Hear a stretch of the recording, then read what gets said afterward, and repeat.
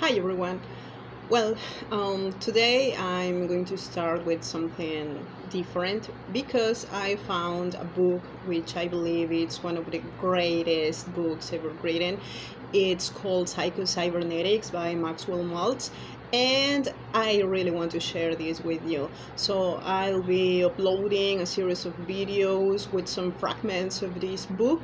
And first of all, you got to understand that Maxwell Maltz was not a psychologist. He was a plastic surgeon, but he got really interested into self-image psychology. So I'm going to start with this part of the book, and then I'll be uploading more of it. Okay, so let's get down to it. And it starts with how a plastic surgeon became interested in self-image psychology. Offhand, there would seem to be little or no connection between surgery and psychology, yet it was the work of the plastic surgeon which first hinted at the existence of the self-image and raised certain questions which led to important psychological knowledge. When I first began the practice of plastic surgery many years ago, I was amazed by the dramatic and sudden changes in character and personality which often resulted when a facial defect was corrected. Changing the physical image in many instances appeared to create an entirely new person.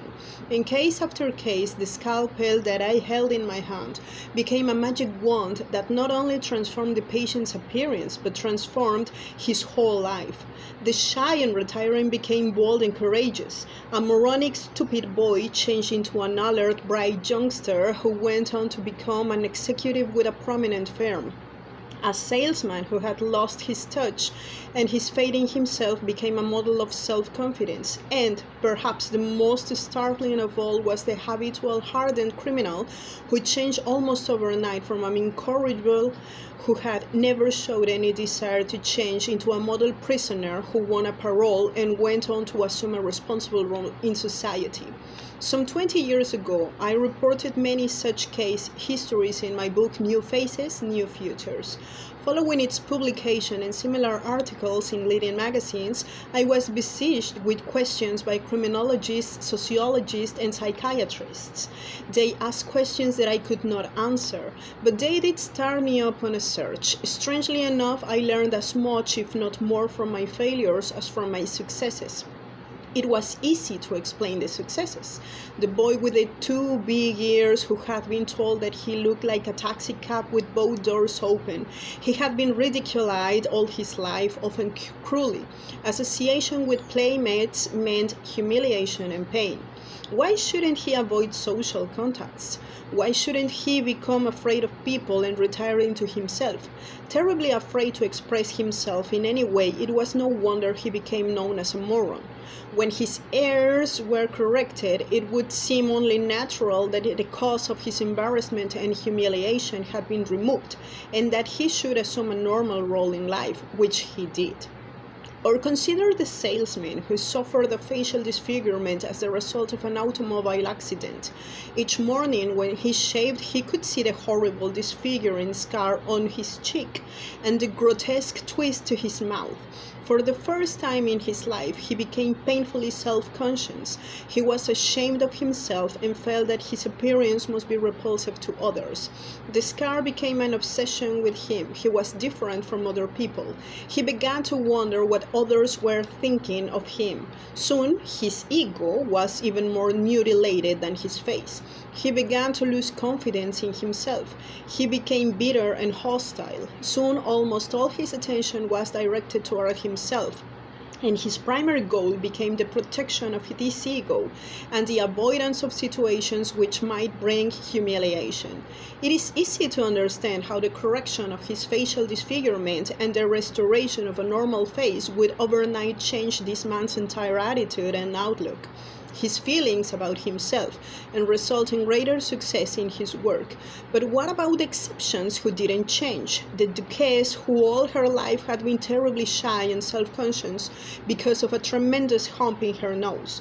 Although surgery gave her a classic nose and a face that was truly beautiful, she still continued to act the part of the ugly duckling, the unwanted sister who could never bring herself to look another human being in the eye. If the scalpel itself was magic, why did it not work on the Duchess? Or what about all the others who acquired new faces but went right on wearing the same old personality? Or how explain the reaction of those people who insist that the surgery has made no difference whatsoever in their appearance? Every plastic surgeon has had this experience and has probably been as baffled by it was as I was. No matter how drastic the change in appearance may be, there are certain patients who will insist that I look just the same as before. You didn't do a thing. Friends, even family, may scarcely recognize them, may become enthusiastic over their newly acquired beauty, yet the patient herself insists that she can see only slight or no improvement, or in fact deny that any change at all has been made. Comparison of before and after photographs does little good, except possibly to arouse hostility. By some strange mental alchemy, the patient will rationalize, of course, I can see that the hump is no longer in my nose, but my nose still looks just the same, or the scar may not show anymore, but it is still there. I really wanted to share this book with you because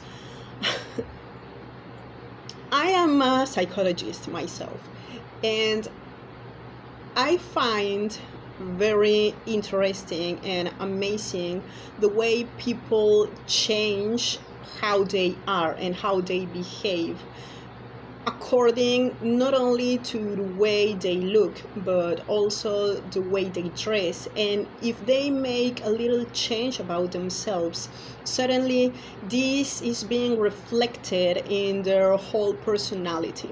So I think that this book really makes a point, and that if you get to read the whole book and you take the most out of it, I certainly believe that it's going to change your life. So I highly recommend this book.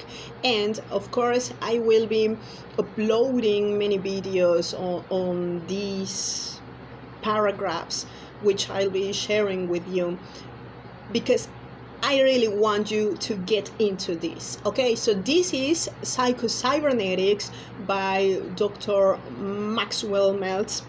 And if you're able to purchase it, go ahead and get you one copy of this book. Okay, so I'm going to leave it just like that, and it was really fun. See you on the next video.